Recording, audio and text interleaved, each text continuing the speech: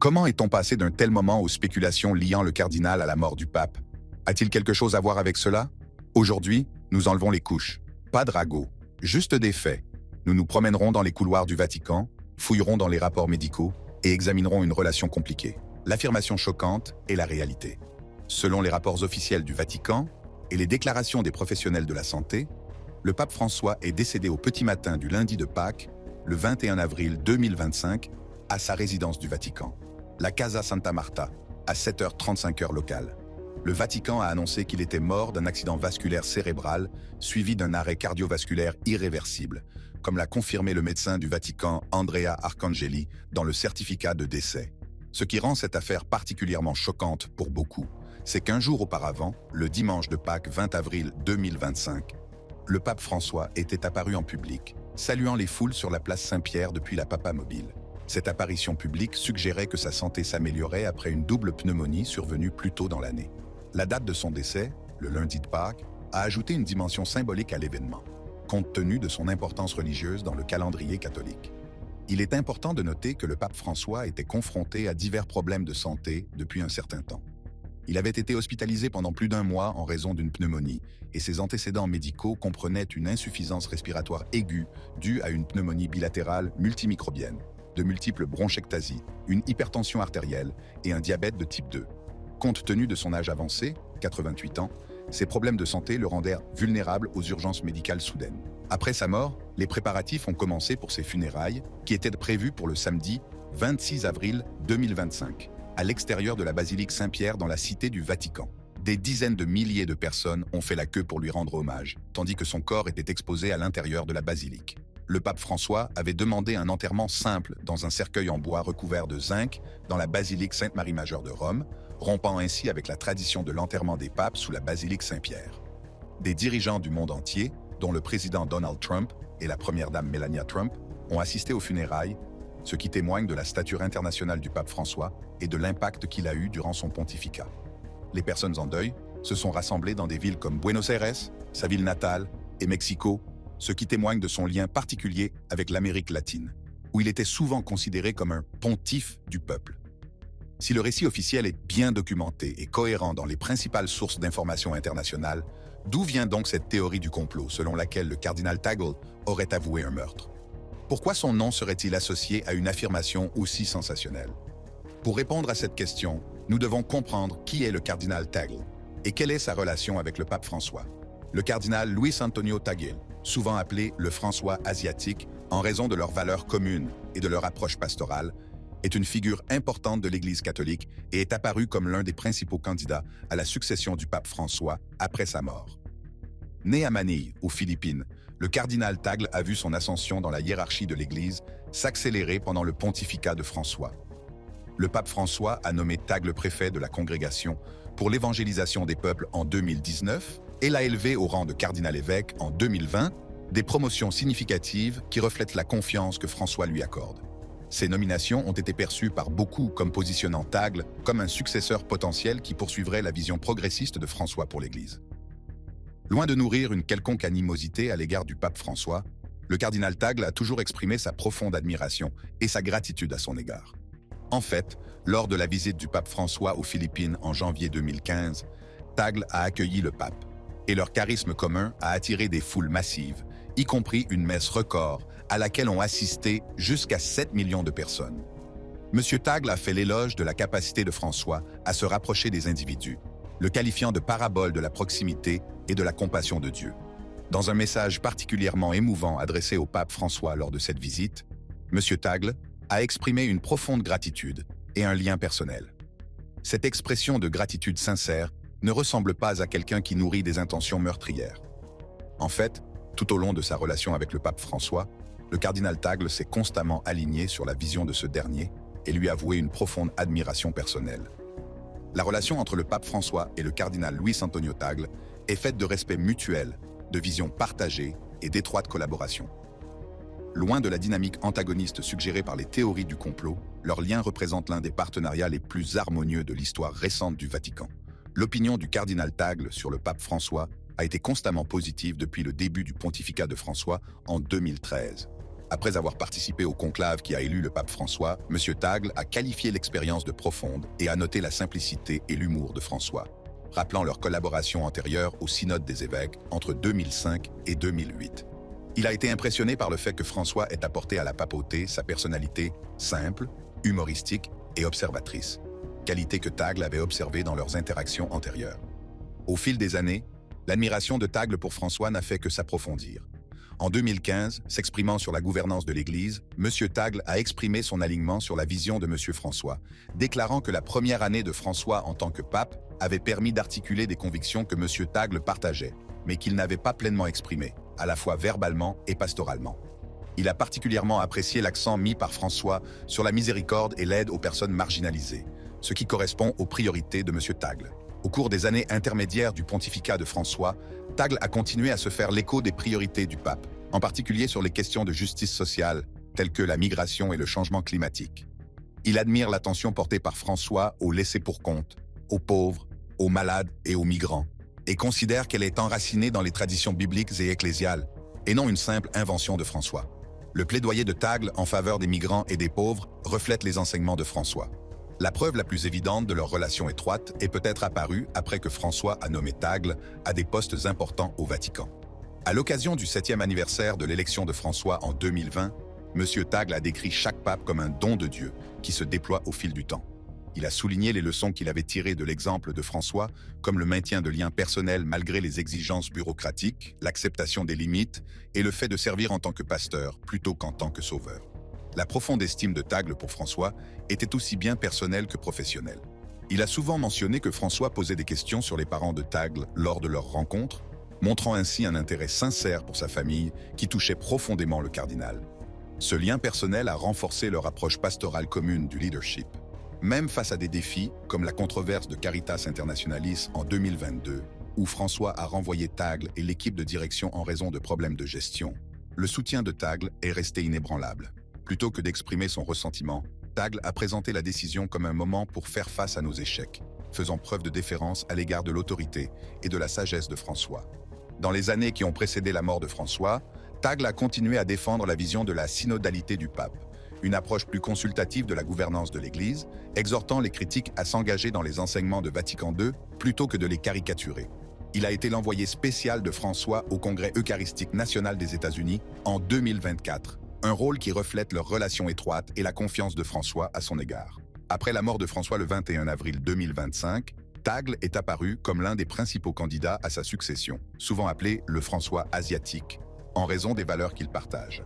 Les réflexions de Tagle sur François soulignent leur rêve commun d'une Église qui marche avec les pauvres, écoute ceux qui souffrent et accueille tout le monde à bras ouverts.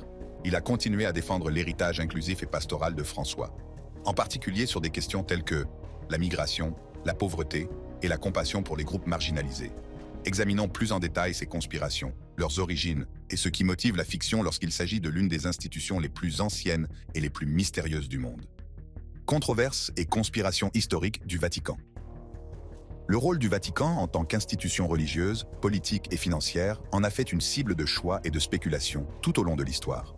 Ces archives, autrefois connues sous le nom d'archives secrètes du Vatican et rebaptisées archives apostoliques du Vatican ces dernières années, contiennent des siècles de documents remontant au 8e siècle. Bien qu'une grande partie des archives soit accessible aux chercheurs, leur immensité, 85 km de rayonnage, et leurs secrets historiques ont alimenté les théories sur les connaissances cachées. Le pape Léon XIII a ouvert les archives aux chercheurs en 1881. Mais le mystère persiste, contribuant aux récits de conspiration qui perdurent encore aujourd'hui. L'implication du Vatican dans le secteur bancaire, en particulier par l'intermédiaire de la Banque du Vatican, a également été une source de controverses. Les scandales financiers historiques, tels que ceux liés à la Banco Ambrosiano dans les années 90, ont servi de base à des théories de corruption et de dissimulation, en particulier dans le contexte des décès et des disparitions de papes. La mort soudaine du pape Jean-Paul Ier. Le 29 septembre 1978, 33 jours seulement après son élection, est l'une des controverses les plus durables entourant le Vatican. La cause officielle est une crise cardiaque, mais des divergences dans le récit du Vatican, comme l'identité de la personne qui a trouvé le corps, ce qu'il lisait et l'absence d'autopsie, ont alimenté les théories de la conspiration. Dans son livre, 1984, l'auteur britannique David Yallop In God's Name affirment que le pape a été assassiné pour l'empêcher de révéler des scandales financiers impliquant la Banque du Vatican, qui détenait une part importante du Banco Ambrosiano. Yallop a suggéré des liens avec des personnalités comme Roberto Calvi, connu sous le nom de banquier de Dieu, dont la mort en 1982 a également été entourée de mystères. À l'inverse, le livre de John Cornwell, paru en 1987, A Thief in the Night, soutenait que la mort était naturelle, avec l'appui d'Eugene Kennedy dans le New York Times du 5 novembre 1989, qui félicitait Cornwell d'avoir dissipé la paranoïa. Ce débat met en évidence la tension entre les théories de la conspiration et les récits officiels, sans preuve définitive dans un sens ou dans l'autre, mais continue de fasciner ceux qui s'intéressent aux intrigues du Vatican. Le 13 mai 1981, le pape Jean-Paul II a été blessé par Mehmet Ali Agca, membre des loups gris turcs sur la place Saint-Pierre.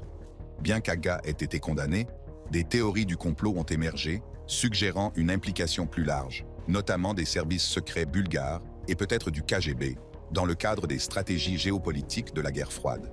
Ces théories ont été alimentées par la position anticommuniste du pape et son rôle dans le soutien à Solidarité en Pologne. La complexité de la politique internationale et l'influence mondiale du Vatican en font un sujet débattu, sans qu'il y ait de consensus sur l'étendue du complot. Cet événement a toutefois démontré les dangers très réels auxquels la papauté est confrontée à l'ère moderne et a contribué à la perception du Vatican comme étant mêlé à des intrigues internationales. La disparition d'Emanuela Orlandi, âgée de 15 ans, le 22 juin 1983, reste le mystère non résolu le plus célèbre d'Italie et un point focal pour les théories de conspiration liées au Vatican. Orlandi, dont le père était un employé mineur du Vatican et dont la famille vivait dans un appartement du Vatican, a disparu après une leçon de musique à Rome. L'affaire a été comparée à l'assassinat de Kennedy pour sa complexité et la prolifération des théories. Des événements récents ont permis de maintenir l'affaire sous les feux de l'actualité. En 2024, des objets ont été découverts au cimetière de Campoverano à Rome, derrière une statue d'ange du 19e siècle. Un pot de peinture verte, une clé de voiture et une pièce de 500 lire. À proximité, un graffiti indiquant « Zof 15 Unière Neuante 1 » a été trouvé sur une tablette de pierre marquant les tombes des familles Donati et Pace, graffiti qui daterait d'environ 1 an et correspondrait à la couleur de la peinture. L'affaire est liée à Katie's Girl, une jeune fille de 17 ans étranglée à Rome en 1984, dont la tombe a été ouverte en 2022 et retrouvée vide, à 800 mètres des objets et des graffitis. Skerl était une camarade de classe de Snejna Vassilev, dont les parents étaient des fonctionnaires bulgares accusés de la tentative d'assassinat du pape Jean-Paul II en 1981, également soupçonnés dans l'affaire Orlandi. Actuellement, 3 enquêtes sont en cours, celle du Parlement italien, celle du procureur général de Rome et celle du promoteur de justice du Vatican, qui s'intéresse également à Mirella Gregori, une autre adolescente disparue à peu près à la même époque. Dans un contexte plus large, l'Italie compte plus de 22 000 cas non résolus de mineurs non accompagnés disparus, soit le nombre le plus élevé d'Europe selon Lost in Europe. Cette affaire illustre la façon dont les mystères liés au Vatican peuvent devenir des aimants à spéculation, avec des théories allant de l'implication de la mafia à la dissimulation du Vatican, bien qu'aucune preuve définitive n'ait été apportée. La nature continue de l'enquête et l'apparition périodique de nouveaux indices font que cette affaire continue d'alimenter les théories de la conspiration sur l'implication potentielle du Vatican dans des activités criminelles ou sa connaissance de celles-ci. Les archives apostoliques du Vatican ont été au cœur des théories du complot tout au long de l'histoire. Ces archives sont un trésor pour les historiens, car elles contiennent des lettres médiévales, des dossiers bureaucratiques et de la correspondance papale, dont les documents remontent au 8e siècle. Cependant, les théories du complot abondent quant à ce qui pourrait être caché entre leurs murs. Parmi les théories les plus discutées concernant les archives du Vatican, on trouve des récits qui brouillent la frontière entre l'histoire et la fantaisie. Certains pensent que les archives recèlent des vérités cachées sur l'insaisissable prieuré de Sion et sur l'endroit où se trouve le Saint Graal, des légendes qui ont acquis une grande popularité grâce à des récits tels que le Da Vinci Code. D'autres insistent sur le fait qu'il existe des preuves, enfouies au plus profond de ces murs, que Jésus était marié et qu'il a eu une descendance, souvent liée à des textes anciens comme l'Évangile de Marie-Madeleine. Et puis il y a le toujours mystérieux 3e secret de Fatima. Bien que le Vatican ait prétendu en avoir publié le contenu intégral en 2000, les sceptiques restent convaincus qu'il y en a d'autres, peut-être même des prédictions d'événements apocalyptiques. Les théories deviennent de plus en plus étranges, avec des chuchotements sur des reliques telles que la lance du destin, qui aurait transpercé le côté de Jésus, et l'arche d'alliance qui aurait été cachée, entourée de revendications de pouvoir surnaturel. Des affirmations encore plus farfelues, comme le fait que le Vatican détiendrait la plus grande collection de matériel pornographique au monde, ont été démenties, mais persistent dans la culture populaire. Ces théories sont largement spéculatives, les archives fonctionnant comme n'importe quelles archives nationales, accessibles aux chercheurs sur autorisation. Cependant, la mystique persiste, alimentée par la fascination culturelle pour les connaissances cachées et le secret historique du Vatican. La Banque du Vatican, officiellement connue sous le nom d'Institut pour les œuvres de religion, a été au centre de nombreuses controverses et théories du complot. Fondée en 1942, la banque a été impliquée dans divers scandales financiers au fil des décennies, qui ont alimenté des théories de conspiration plus larges sur la corruption et les dissimulations du Vatican. L'un des incidents les plus notoires concerne la faillite de la Banco Ambrosiano en 1982, dont la Banque du Vatican était le principal actionnaire. Le président de la banque, Roberto Calvi, a été retrouvé pendu au pont Blackfriars à Londres, dans ce qui a d'abord été considéré comme un suicide, puis comme un meurtre. Calvi, surnommé le banquier de Dieu, entretenait des liens étroits avec le Vatican, et sa mort a suscité des théories sur l'implication du Vatican, de la mafia et de la secrète loge maçonnique Propaganda Due. Ces scandales financiers ont constitué un terrain fertile pour les théories de la conspiration, suggérant que le Vatican était prêt à aller jusqu'au bout, y compris au meurtre, pour protéger ses intérêts financiers. Ces théories ont pris de l'ampleur en raison du manque réel de transparence dans les transactions financières du Vatican au cours de cette période. Sous le pape François, des efforts importants ont été déployés pour réformer la Banque du Vatican et accroître la transparence financière. Toutefois, les scandales historiques continuent de jeter une ombre sur la situation et d'alimenter les spéculations sur l'étendue de la corruption au sein des institutions financières du Vatican. En ce qui concerne François, son pontificat a également été très controversé. La papauté et les réformes du pape Francis. Pour comprendre les controverses qui entourent le pontificat du pape François, il est essentiel de saisir sa vision de l'Église catholique.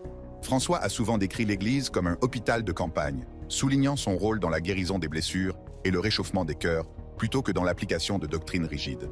Cette métaphore traduit son désir d'une Église qui aille aux marges de la société et serve ceux qui en ont le plus besoin. Cette vision représentait un changement d'orientation par rapport à ses prédécesseurs, en particulier Benoît XVI, qui s'était davantage concentré sur la clarté doctrinale et la tradition. L'approche de François n'était pas en rupture totale avec le passé. Il a maintenu de nombreux enseignements traditionnels. Mais son changement de ton et de priorité a suscité à la fois enthousiasme et inquiétude au sein de l'Église. Ces réformes, bien qu'audacieuses, s'arrêtaient souvent en deçà d'un changement doctrinal, frustrant à la fois les progressistes et les conservateurs.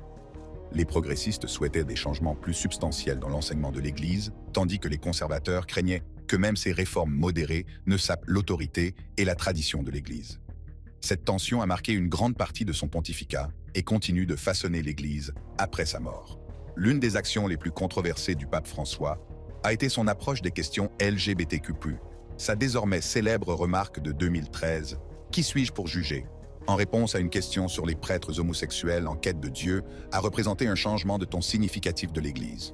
Elle a été suivie de divers gestes d'accueil des catholiques LGBTQ+, qui ont culminé avec la politique de 2023 autorisant les prêtres à bénir les couples de même sexe.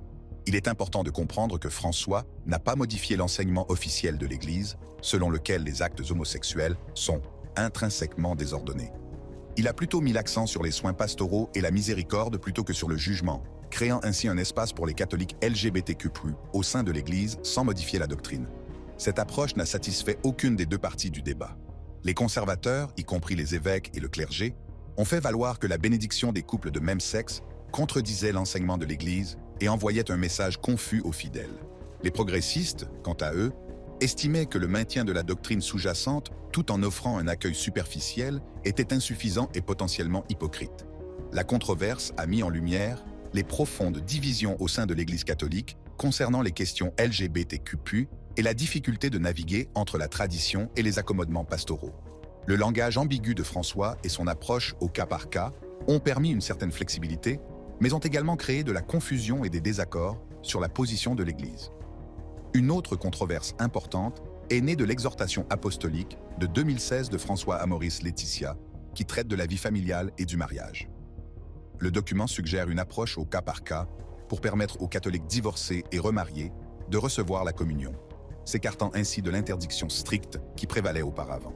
La controverse portait sur une note de bas de page qui laissait entendre que les prêtres pouvaient, dans certains cas, faire usage de leur pouvoir discrétionnaire pour admettre à la communion des catholiques divorcés et remariés. Cela a conduit 4 cardinaux à soumettre une demande officielle de clarification, connue sous le nom de dubia, qui signifie doute, arguant que l'ambiguïté du document créait une confusion quant à l'enseignement de l'Église sur l'indissolubilité du mariage.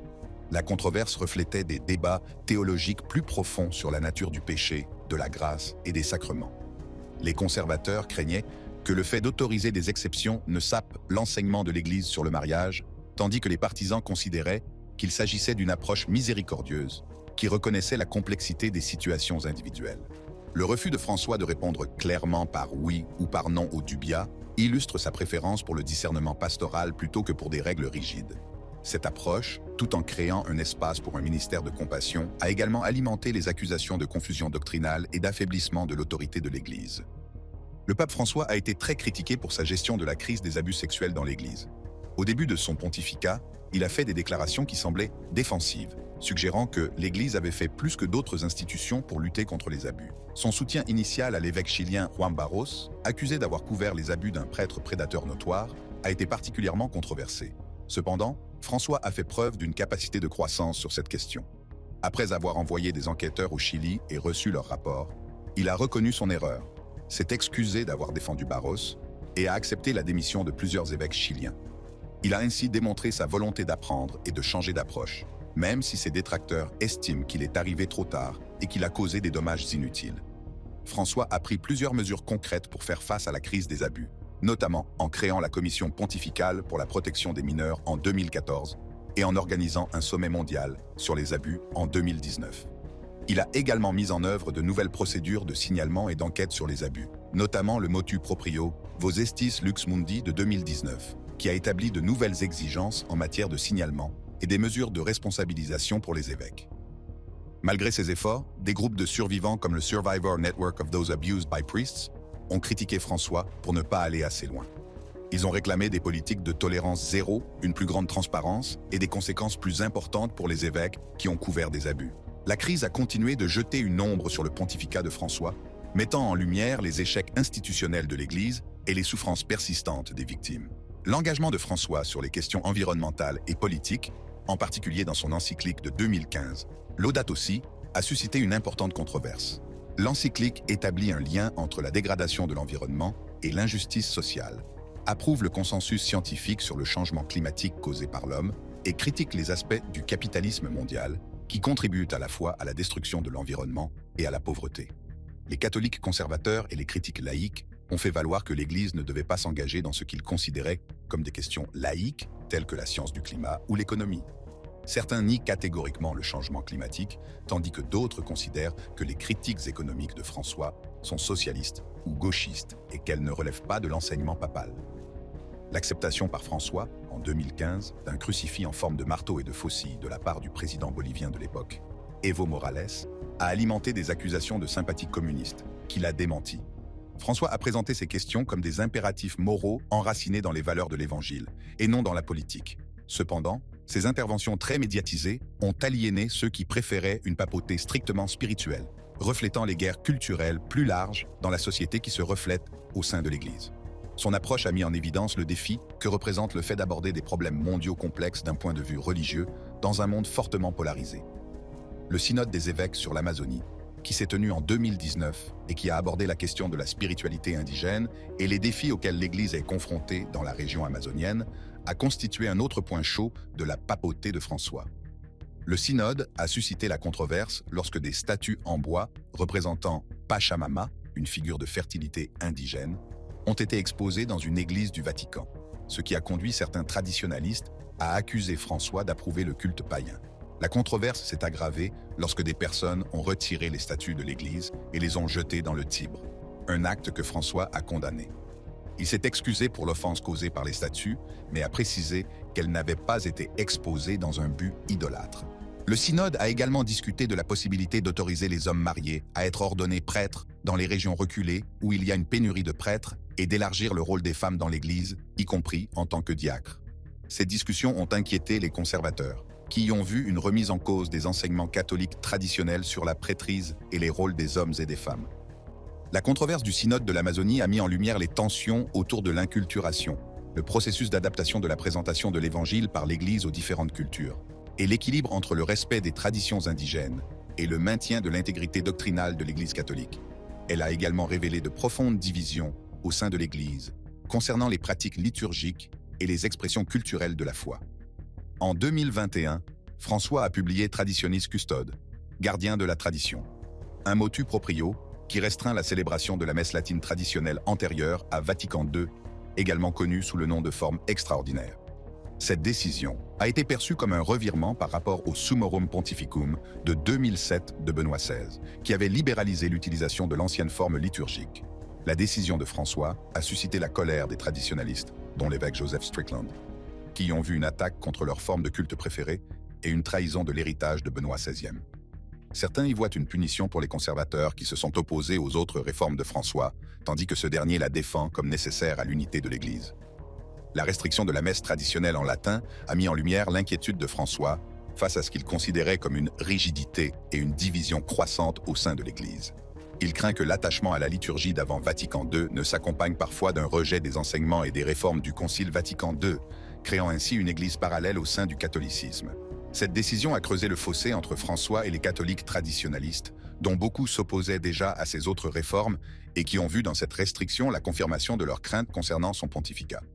Elle illustre les tensions entre les différentes visions du catholicisme qui ont caractérisé le mandat de François. L'approche de François en matière de dialogue interreligieux a également suscité la controverse, en particulier sa déclaration de 2024 à Singapour, selon laquelle toutes les religions sont un chemin pour atteindre Dieu, qu'il a comparé à des langues différentes. Ses détracteurs, dont certains théologiens, l'ont accusé de relativisme, estimant que cette déclaration remettait en cause le rôle unique du Christ dans le salut. La controverse a été compliquée par la traduction anglaise du Vatican, qui a adouci la remarque, ajoutant de l'ambiguïté sur ce que François avait réellement dit et voulu dire. Cela a ajouté aux perceptions de confusion doctrinale et d'imprécision dans les enseignements de François. Tout au long de son pontificat, François s'est engagé dans diverses initiatives interreligieuses, notamment en signant le document sur la fraternité humaine avec le grand imam d'Al-Azhar en 2019 et en rencontrant le grand ayatollah irakien Ali al-Sistani en 2021. Si ces actions ont été saluées par beaucoup comme promouvant la paix et la compréhension, certains traditionalistes ont craint qu'elles ne minimisent le caractère unique du christianisme et la mission d'évangélisation de l'Église. Ces controverses reflètent des tensions plus larges sur la relation appropriée entre le catholicisme et les autres religions dans un monde pluraliste. François a mis l'accent sur le terrain d'entente et la coopération pour le bien commun, tandis que les critiques ont mis l'accent sur la clarté doctrinale et les revendications distinctes du christianisme. Ses successeurs hériteront d'une Église aux prises avec ses lignes de fracture, où l'unité reste difficile à atteindre. Les tensions entre tradition et innovation, entre clarté doctrinale et souplesse pastorale, continueront à façonner le discours catholique dans les années à venir. Appuyez sur la carte sur votre écran pour regarder d'autres vidéos.